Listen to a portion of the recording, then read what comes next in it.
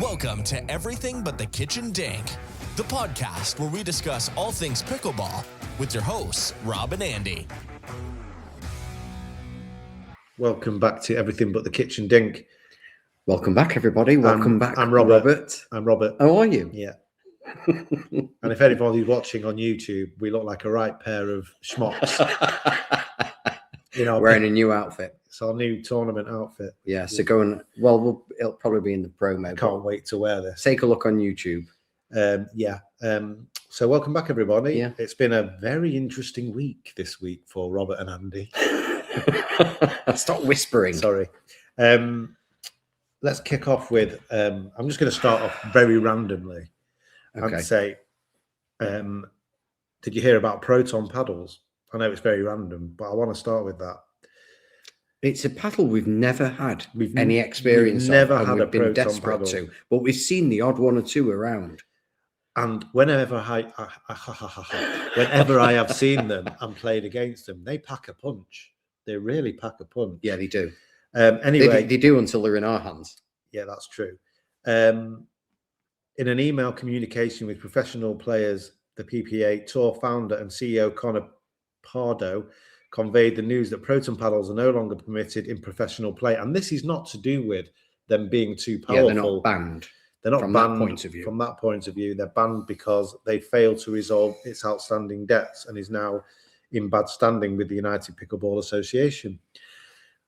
It doesn't. After Gamma going bust the week before. Do you know, we never mentioned that. Never mentioned it. But I Gamma, felt really sad. But Yeah. I heard there were bad things going on there. Still got Gamma balls to use. You've got no balls, mate. They might be a collector's item. Yeah. So I yeah, wonder what's happened to Chuck. Had a ball named after him. Yeah. all these things. I mean, it's a bit worrying, don't you think? I heard that something was going on with Gamma financial... about a year ago. Yeah, but these companies are in financial trouble.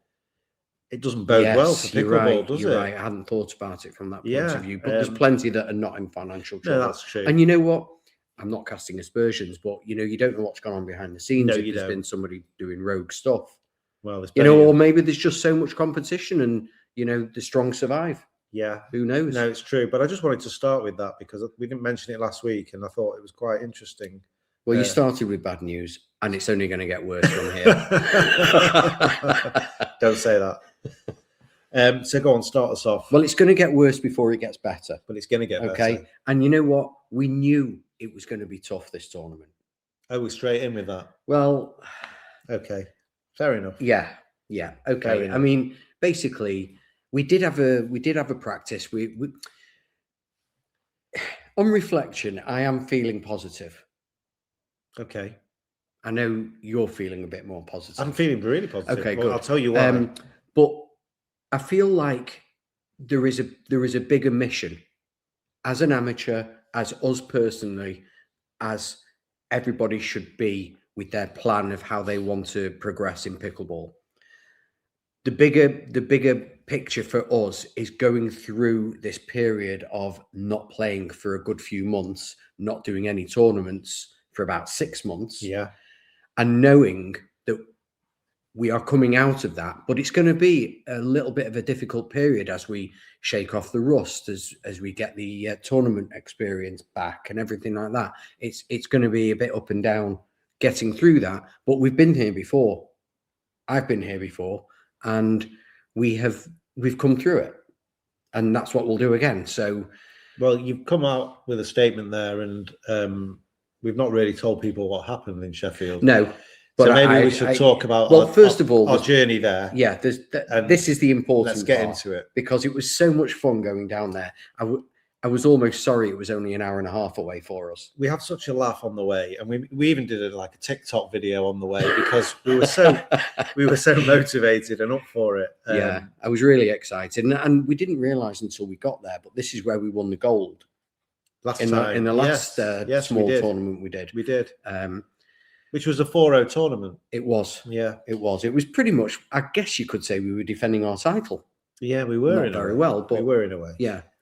So on the journey, we made a stop as usual. I mean, unfortunately, it was only an hour and a half, and we didn't really need to make a stop, but obviously we have to make a stop. Yeah. And where did we stop? We stopped at the services, but it was near It was actually not far from where we were going. Yeah. Was it Rotherham? It wasn't.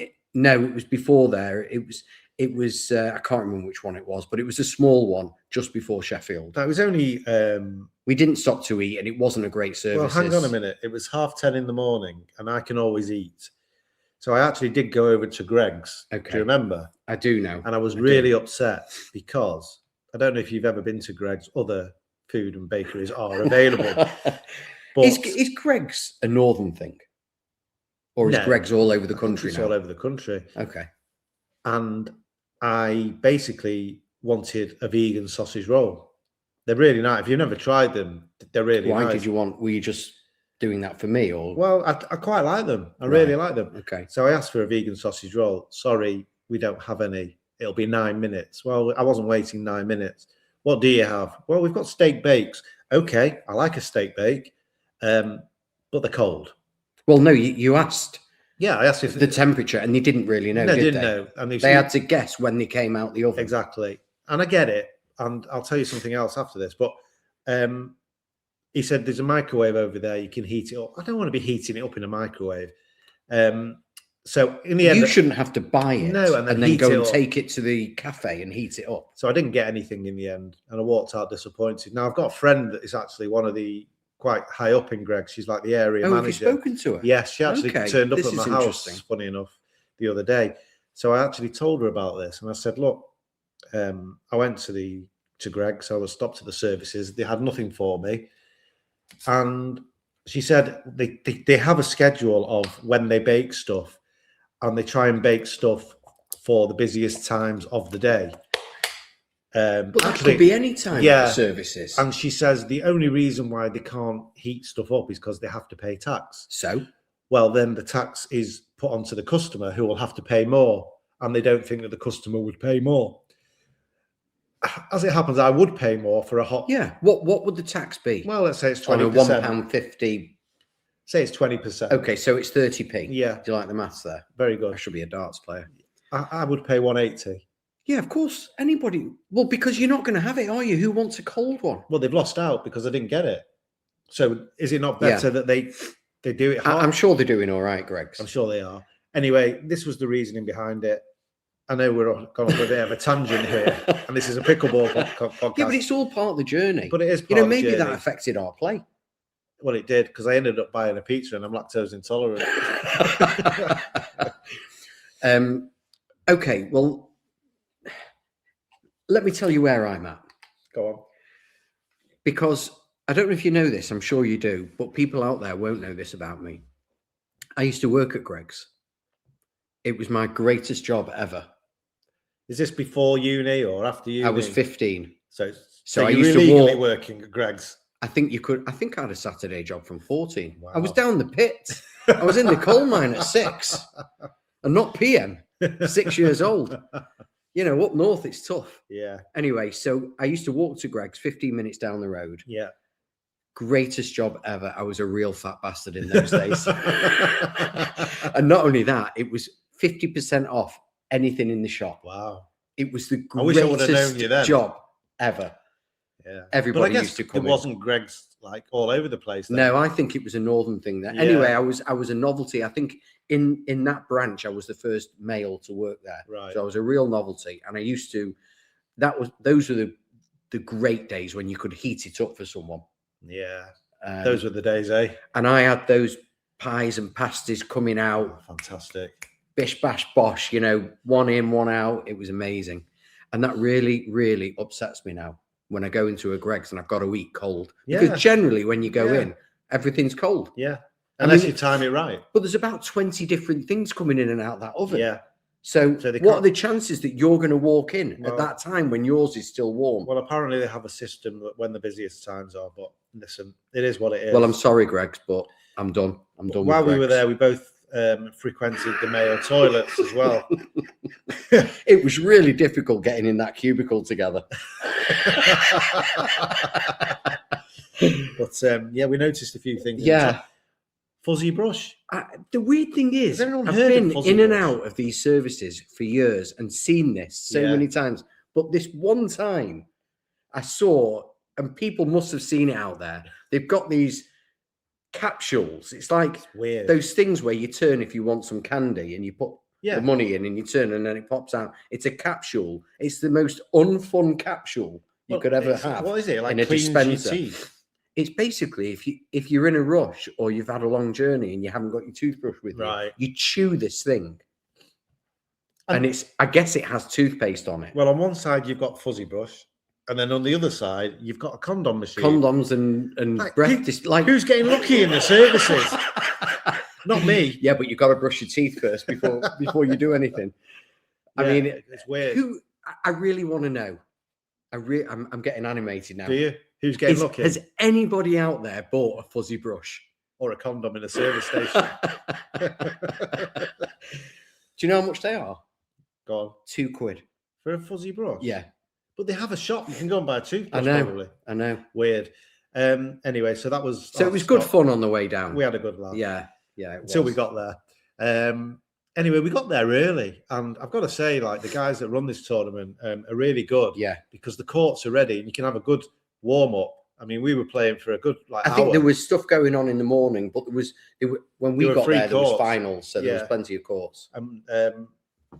Yeah, I mean, I think we were knocking around for an hour or so, getting used to getting the court. knackered. Getting knackered. Yeah. I tell you what, though, these halls, bloody freezing. Like, even when the game started, and we had a couple of games out, and then we went still back had your hoodie on, I think. Yeah, and also my hands were cold. Yeah, it was freezing.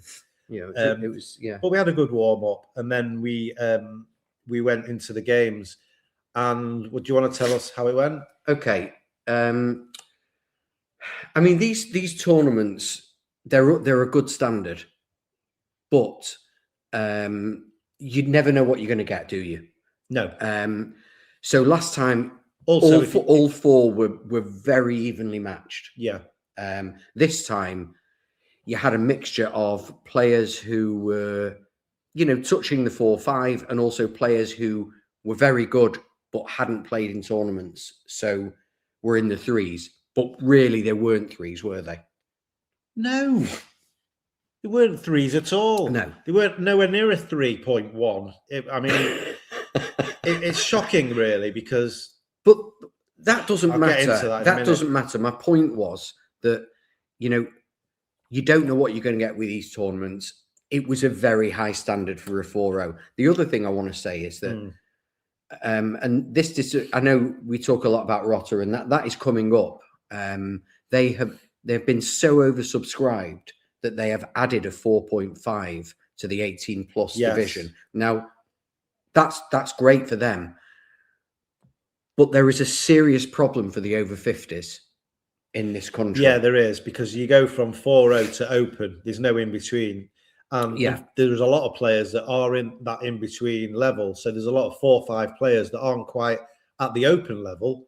Yes, but they can play 4-5, and then you've got the 4-0 players that aren't quite at the 4-5 level. Yeah, and then you've got they're playing 4-5 players. So, but then you've got players like us who are somewhere in between a 3.8 and a 4.1, or on any given day. Hang on a minute, I disagree. Okay, I'd say between a 4-0 and a 4-4. No, I'm saying the actual duper. I'm not saying the level. Duper's a waste of time. Right. So what I'm saying is you've got players who want to push on from the 3.5 and go into the 4.0. Yeah. And sometimes you can get a tournament that everybody's evenly matched, and sometimes you get a tournament where it's got people who, if there was a 4-5, they would be in that 4-5. Yeah, and it's like two of the guys that we played. They're playing open in the open. Like, they're not playing 4-0, they're playing open. But there was no open in this. But there was no 4-5. Yeah, but there was no 4-5. Yeah. So they played 4-0. So it does make it a bit of a lottery for us. Yeah. It also means that there are players that we see who are still playing at 3.5 when they shouldn't be, or they should be pushing themselves like we are. But they don't want to for that reason. Well, for me, it's no one's fault, is it? No, I guess it's hard because when you have a category like a 50+ category, do you have enough people that will qualify for that 4-5 level? There must be a reason why they're not doing it, and the reason probably is that there aren't enough at that level, and they think that because it's too regionalised. Yeah, Or and maybe there's a lot going on the same weekend. Yeah, and there's a lot going on. So, like for example, the Open, you would think they would have 4-0 to 4-5 and 4-5 to Open level. This is the thing they do in other age categories, and yes, I understand the one we went to. It's a small regional tournament. I understand they couldn't have a 4-5 because there weren't enough players. No, I get However, it is a very flooded category that. at the major tournaments. Yeah, it's huge. But then court time and court space is an issue as well. Because just talking about the Open, like I know people that I've seen that are playing in 4-0 plus that are probably 4-5 players. But then they're scared to play Open because they know they're going to get murdered at the Open level. Yes, so then they drop down. They need a 4.5. Yeah, because then the 4-0s that are just on the 4-0 cusp and just past it are going to struggle against the other players. So, and I think it would help our progression if when we went into these tournaments, we were playing players around our level. Well, it'd be more enjoyable as well, I guess. Yeah, I mean, although let's take a step back here because we didn't discredit ourselves in any way. In fact, we played really good pickleball, and the games were close. I mean, we were ahead most of the time, and we sort of lost it. But they were close games. We'll get into the games, but I just want to say this is not. I know we talk about Duper almost every episode. We're not bothered about Duper. I know we joke about it, that we're not bothered, and then you're calling me up every 5 minutes talking to me about Duper. I'm not bothered. I'm not bothered in respect of what my Duper says. Yeah, I'm bothered in the how it gets to that. How it affects the game. Because the other thing is, and this is something I've never mentioned before, there's two people on a court. There's me and you. So how does Duper know who had a good game and who didn't have a good game? Yeah. It doesn't know. But that's not Duper's fault. You're not going to get anybody. I'm not saying it is. But then how can it be accurate? For example, you could have a storming game and I can be rubbish. Yeah. And you can be rubbish and I can have a storming game. Unfortunately, that's just the way it goes. But then how can it be accurate? I'm not saying it's accurate. And I don't know the way around that. I'm not saying it's accurate. But you're right. We're not bothered what our Duper number is, but we're bothered by Duper. Yes, absolutely. Because let's face it, if we were bothered by our Duper, we would stick at the 3.5 and win medals every time. If I played singles, that would be my real, true Duper, because that's me and it's on me. Yes, very fair point. And I've never thought about this before. Even when you play mixed, how do you know who's played well, the lady or the man? You don't know. You don't know who's going to have a good game. No. So how does Duper really work? And I know we have to have something. And I know they would say it. There's nothing they can do about that, and that's fair. I don't. I get that, and I understand that. I don't think any system would come in where they could do anything about that. To be interested to know other people's thoughts on that as well. Because I find that, it's difficult. It is difficult. And I get that. I'd just like to give a shout out as well to Andrew Horsfield and Alan, who he always messages us on one of our socials. And we actually ended up playing them in the tournament. So I wanted to give them a shout out. Yeah. Two lovely guys, two great players. It was a pleasure to play against them. Table tennis players, which I think is another thing. I think we mentioned this last time when I said that table tennis lends itself to pickleball so well. Yeah. And their topspin shots were incredible. So I just wanted to give them a shout out. Well done to them. I mean, let's move on to the games. Yeah. Because I think I think we played them first. Yeah. And it was just... We went in cold as usual. I mean... everyone was cold. It was freezing in there. Yeah, you're right. But we were just blown off the court. I think we were actually 3-2 up in that game. Yeah. So if the game was to 3, would have been fine. If the game's to 8, would be fine normally. Yeah, that's true. But I mean, these games also, what I like about these tournaments is 15, which gives you a proper sense of a game. Yeah. But I think we lost 15-4. Right. We got, it was a day of patches for us. We played well in patches. It's classic lack of practice, you know, in the consistency and the level when you're looking to go to the 4.5, it's about consistency and decision making, isn't it? 100%. And that was the difference. Is consistency is key. Although when I came away from it and on reflection, I thought that the play was good. I thought played well. I thought, you know, there was some bits where, you know, you don't play the best shot. But overall, I was encouraged by the play. And I thought that we were unlucky in a lot of the games. We were. And I think after that one, we recovered. We played the next pairing where there was a more inexperienced player, very good player, more inexperienced, had only been playing about a year, and then a very experienced player who's, you know, handed a few defeats to us before as well. Yeah. But I was really looking forward to playing against him. It was great. It was a really close game. It got to 12 all, and we lost 15-12. Could have gone either way. You know, not unhappy with that. Yeah. I think that the pattern was we were playing very hard hitters, which, as everybody knows, is ours and a lot of people's nemesis. It wasn't just that we were playing hard hitters; we were playing good players. Yes, they were really good. But you know, the shots were good. The top spin shots were good. On reflection, our defense, which is, I think, one of our stronger parts of our game, was fantastic. But when these players could consistently hit it time and time again, you can only defend so much. And I felt that was part of it. Whereas sometimes you can defend it, you know, a bang 3 or 4 times, and eventually they'll hit it out or they'll hit it net, because what happens is people just try and hit it harder and harder to win the point. But these are really good players and they just stuck at it. And, you know, there's only so much we can do. And that's still our conundrum to get over. But I do feel we handle the banging maybe a little bit better. I also feel that when we were playing, like before the break and before I was injured, and we were playing probably our best pickleball. Yeah, I agree. And I think that it's been slow for us to get back into pickleball. Like, we've not been playing 3 times a week. We've been playing once a week. You've been playing probably once. You've missed a few weeks, you know, and it shows, you know, when you turn up and you play in a tournament, it shows, like, if people have done their work and they've done their drilling and they've played 3 times a week, there's a big difference, you know, it does show. And I think that for us, it was our first tournament. And I think that from here, we will just need to start playing more, start drilling, and improve. And I know we've said this before, but we've got to do it. If we don't do it, we're not going to level up. No, but I think you know, I like to think that, you know, a lot of our listeners resonate with what we're saying. They can relate to us. And I think the important thing is here, we knew it was going to be tough to get back on the tournament scene.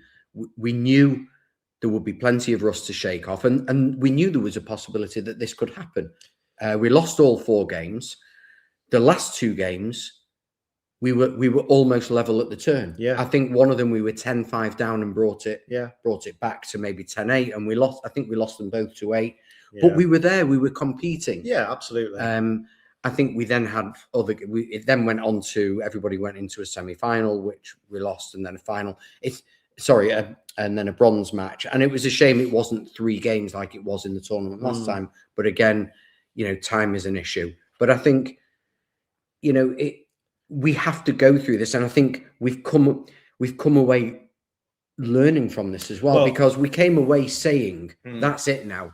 You know, in the past few weeks, when we've not been able to get players for a match, we've not played, and now we've come away saying, right, well, it doesn't matter if we can't get a game. We'll drill.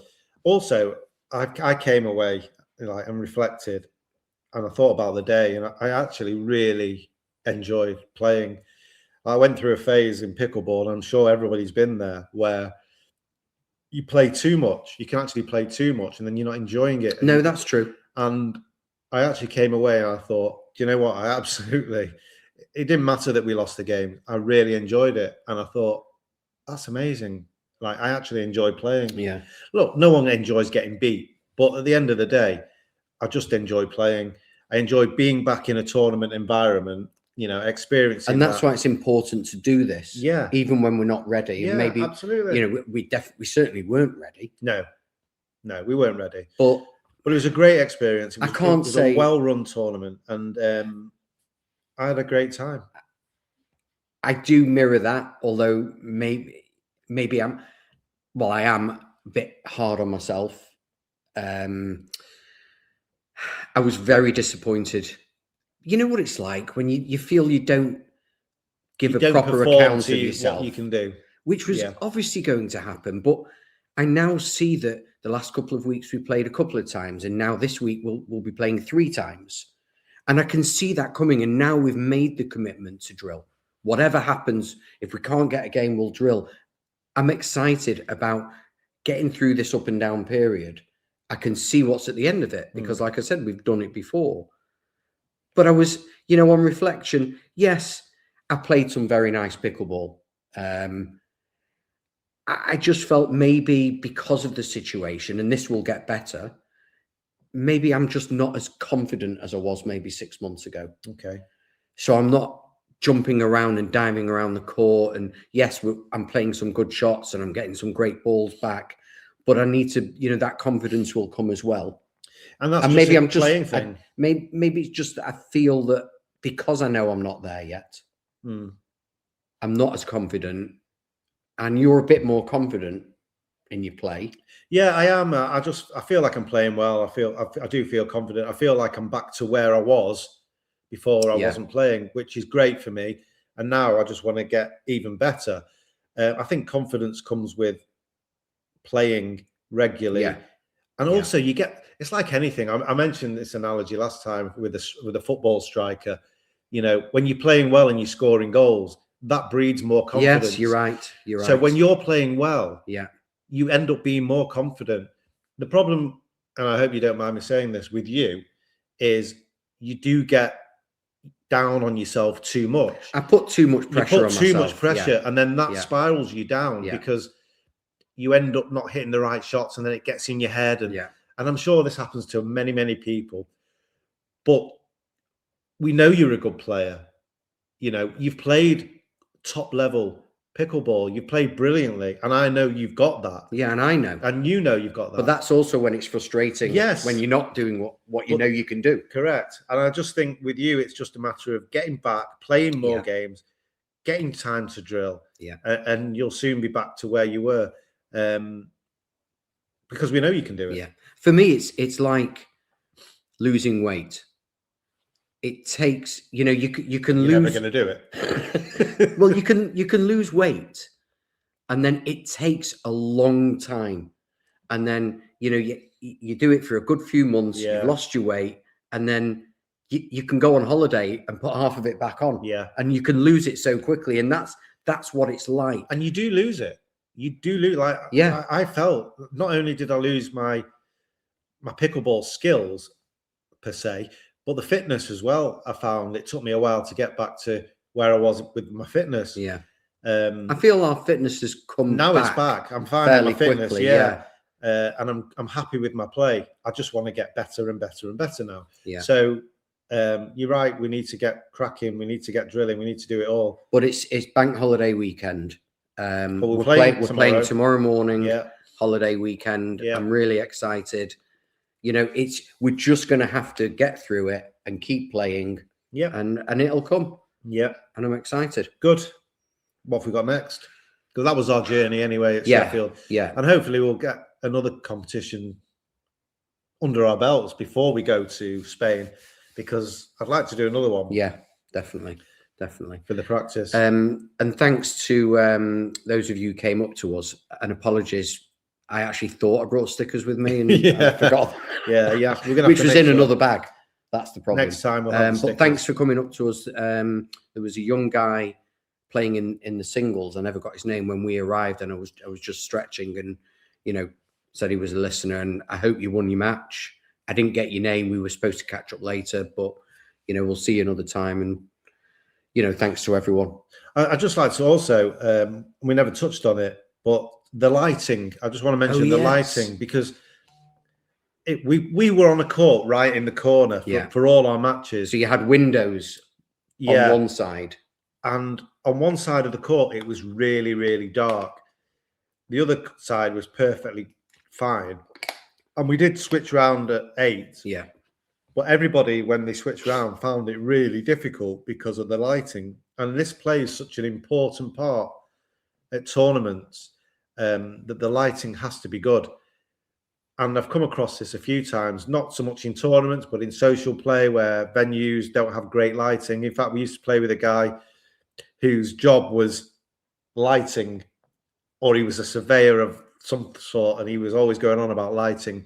But the lighting there was really, really poor. Not in the whole place, but where we were. It's not just the lighting. It's the fact that when you switch, it's hard. The contrast between both sides, it's a terrible adjustment. And obviously where it's dark, even, you know, the players that won the medals were struggling. Now I know why we went. Those were the sides that we won the points on. But yeah, lighting is important in venues. But I guess that's going to come with facilities, isn't it? Yeah. Definitely. You know, definitely. It's happening slowly. So we've got some news stories. Yeah. So this is something that, you know, well, a couple of pieces that I've had on the back burner for a while. Yeah. There was a guy, I don't know, a guy called Jeff Webb.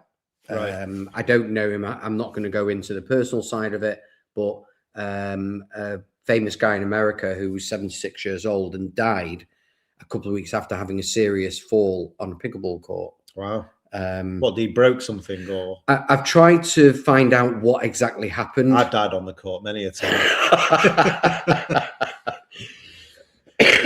Yeah. Yeah, you have, haven't you? Yeah. I've never. Yeah.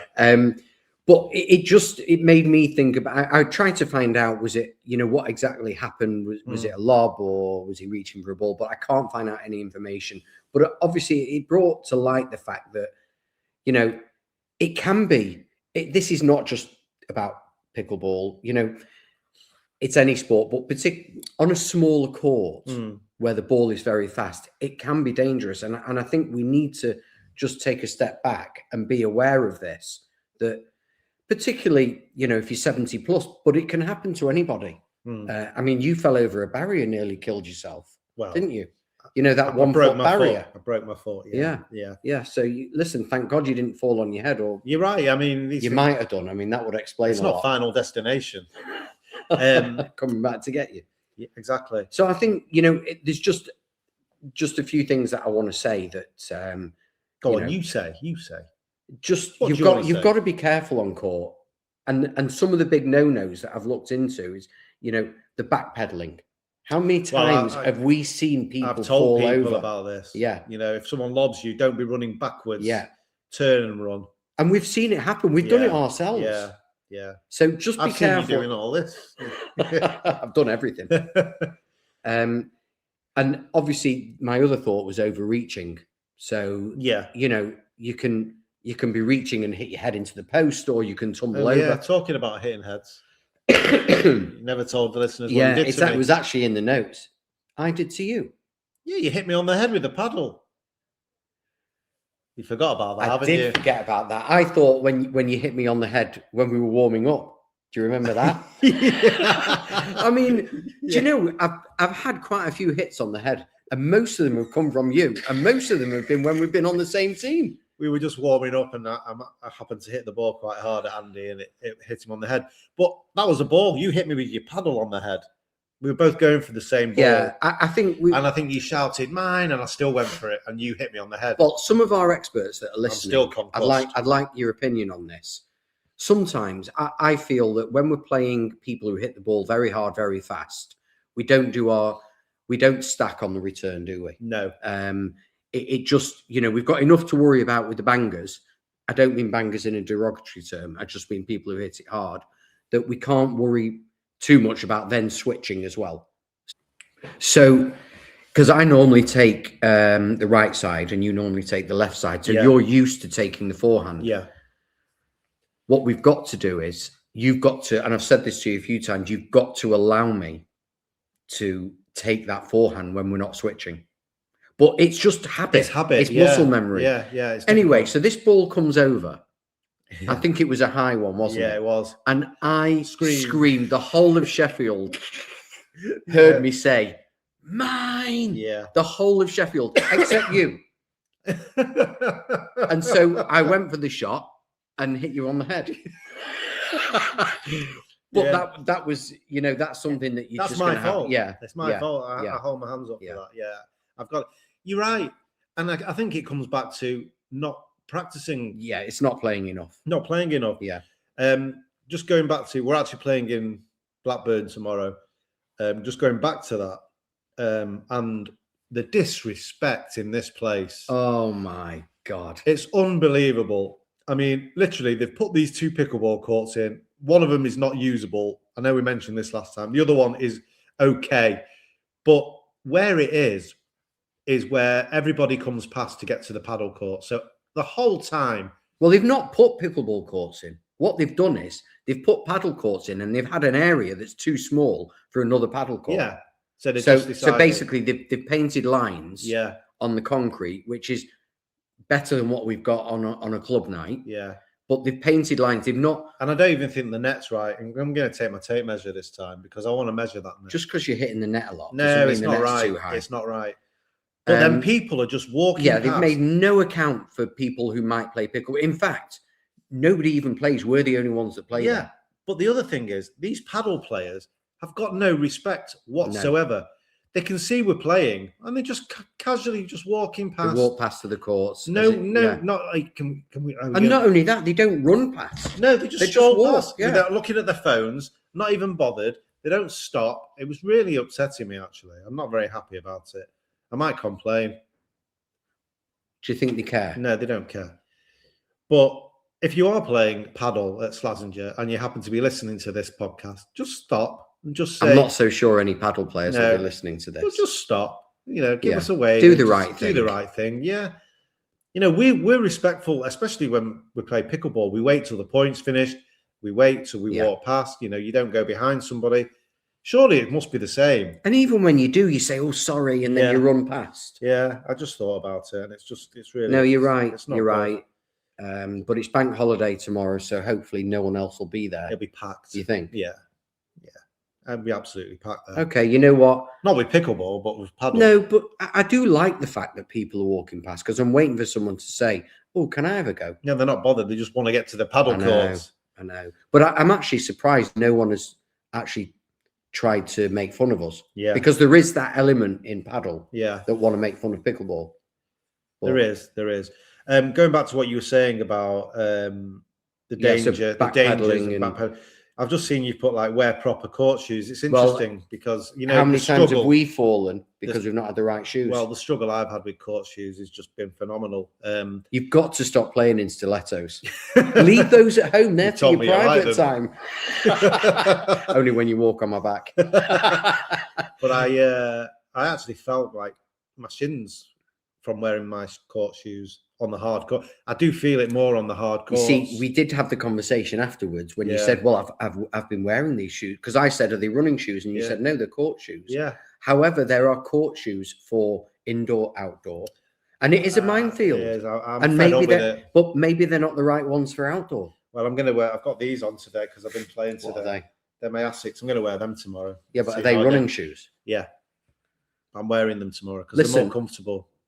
Just be careful, everybody, and Robert, be careful. Because if, God forbid, anything happened to you, you'll find a new partner. I'd mourn for a week or so, and then I'd find a new partner. So just be careful. Fair enough. I'll try my best. My best. So as you said, footwear is vitally important, and I've turned up having forgotten my shoes and just worn regular everyday trainers, and I've fallen over because of it. Yeah, especially when we're so uber competitive. We've got to, we can't let a ball go out. We've got to go 110%. Just go back in our episodes and listen to Clown Shoes. Yeah. That'll tell you everything you need to know. There you go. So, just be careful out there. That's all. Anyway, the second one, I've been dying to talk about this story. This is from February. Oh, yeah, this is an amazing story. And it was actually... You must have heard it. My brother, Steve, thanks for sending this. Yeah, thanks, Steve. Because I must have missed this one. This is in Florida. And I think, I don't know, any American listeners tell me if Floridians got a bit of a reputation for, for fighting. Yeah. But this is a long way from where we go. This is in Daytona, Yeah. which is, I think it might be like a couple hundred miles. Anyway, Anthony and Julianne Sapienza, a couple. Anthony's 63 and Juliana is 51. Yeah. From Port Orange. Apparently, this was a 20-person pickleball brawl. I mean, I would love to have seen this. You would have been hiding in the corner. Yeah, I wouldn't have got involved. I'm not a fighter. I'm a lover. Yeah. Anyway, so they've both been arrested. Yeah. This was February the 8th. This happened. So only 2 got arrested. Only 2 got arrested. Do we know what it was about? Yeah. Now, there's been no update Bad line since call. wait for it. Go since on. February the 8th, there's been no update. There's been no public news. Okay. I don't know whether the charges have been dropped or they're still there. So anybody knows anything about this? I don't think there is any further information. Right. I might try and get them on the show, although if they've got, a court date, that'd be great. They're probably not going to want to talk about it. But I am going to look for them. If anybody knows these people, yeah, we'll get them on and we'll hear their side of the story. That'd be because interesting. Yeah. they pleaded not guilty. Right. Okay. They say there's 2 sides to the story. Anyway, the eyewitnesses said, well, first of all, there are 2 counts of battery on a person of 65 or older. 1 count of aggravated battery, punching an opponent and hitting him in the eye with a pickleball paddle. And we shouldn't laugh. Causing serious bleeding and facial injuries. Wow. It's like warming up with you. We'll have pickleball firms soon.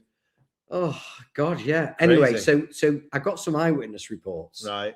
A player told deputies that the game became heated when Anthony accused his opponent of stepping into the kitchen. Oh, that old chestnut. Yes. You can't do it. I did that at the Sheffield tournament. Yeah. What's the point? Yeah. They just say no. And they were in, and they all knew they were in. Yeah. And it happens all the time. Yeah. Anyway, verbal insults were exchanged, and witnesses say Anthony then shouted something like, "Your wife is a C ... At which point, that's when it kicked off. When the other couple heard that walking off the court. Wow. And that escalated. So the male opponent told the police that he tried to defend his wife by telling Anthony not to speak to her that way, at which point Anthony approached or lunged at him, punched him on the left side of the face and hit him with the paddle, causing significant bleeding and laceration above his eye. I mean, I want to know what paddle it was. I've got to say, that's extreme. I've seen confrontations in the UK on court. Oh, there's been most of the time involved in them. There's been many a time somebody has wanted to take a paddle to your face. You did. But I've never seen anything like that. I mean, that is brutal. Yeah, well, another witness described seeing blood all over his face and said it looked ridiculous and unlike anything they'd seen.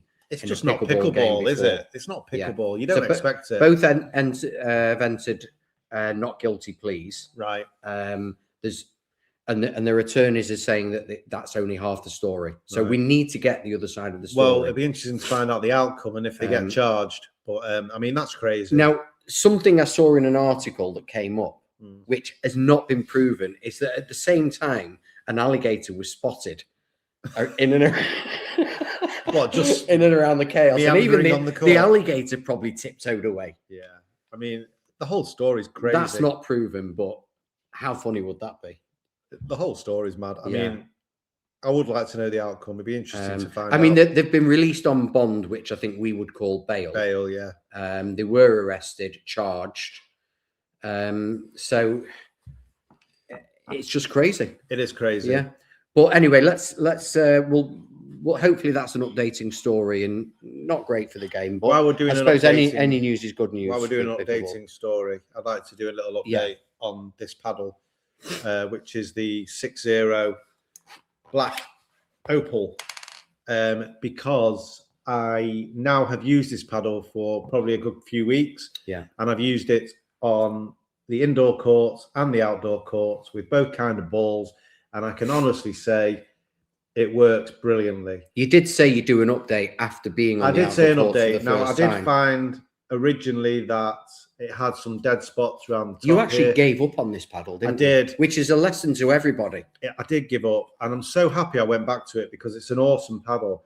And I found that my soft game's great, my drives are good, my resets are good, serves are good. It's got that real good pop off it. It's got that power when you need it, but you can also have a nice soft game with it. I think it's a great all-round paddle. Now, originally I said it's not really for a beginner, it's more an intermediate paddle. I still stick with that. I do think it's more for an intermediate to advanced. But, and I also did say that I don't like this shape. I prefer it in elongated shape, but it just shows you if you play with the paddle for a good 2 weeks, you get used to how the paddle plays. So I do recommend this paddle. I think it's a great paddle. If anyone's looking for a paddle for an all-round paddle for every court, then this is the one I would recommend. It gives you that power, it gives you that pop, it gives you that control. And I'm absolutely loving it. It's got decent spin as well. It's got good spin. I've got a big mark on it from where it's like clashed. A war wound. But I will be carrying on using this as my number one paddle for the time being. So yeah, I just wanted to give you a quick update on that. We do get set in our ways, don't we? You know, I hear so many people say, "Oh, well, I like a longer handle," or I don't like the hybrid shape. Yeah. You know, I think if you give a paddle time and you work with it, and you know, all the paddles are great. There are some great paddles on the market, and some will work for you, some won't. But until you've used it for 2 weeks, which is very difficult for people because they're just buying paddles without, you know, you can test them even at a festival or, you know, how long can you test it for? An hour? And what do they do? They hit a few good balls. Yeah. You know, which might be the technique and not the paddle. Yeah. I'm buying it. Yeah. So it is difficult. I do get that. I'm lucky in the fact that I can try it for a good few weeks, but I am going to carry on using this paddle. So I just wanted to give you a quick update on that as well. Okay. Well, thank you for that. You're very welcome. All that's left to say is thanks for listening. Thank you. I just wanted to say, you probably all know this, but we're in our 50s. We're not very good with social media. We do our best. Yeah. So if there's anyone out there who wants to help us with social media, you know, come forward. We are on Instagram. I'm Facebook. Doing all right on Instagram. We're on Facebook. We're not on X. What else are we on? TikTok. We're on TikTok. Not doing so great with that. Well, you know, we would have a lot more listeners if we knew what we were doing. This is a cry for someone to do our social media. But also, you know, we get so many nice messages from people. Keep sending them spread the word. You know, we're growing nicely organically, and we really appreciate everything that everybody does for us. So yeah, and I hope that this podcast resonates with you guys out there. And if it does, let us know. And if it doesn't, don't let us know. And we haven't got to any questions, but no, we haven't. Keep the questions coming, and we'll pick them out, and we'll do what we can. And have a good week and a good Easter. Yeah, and have a nice holiday weekend. Take care. Enjoy.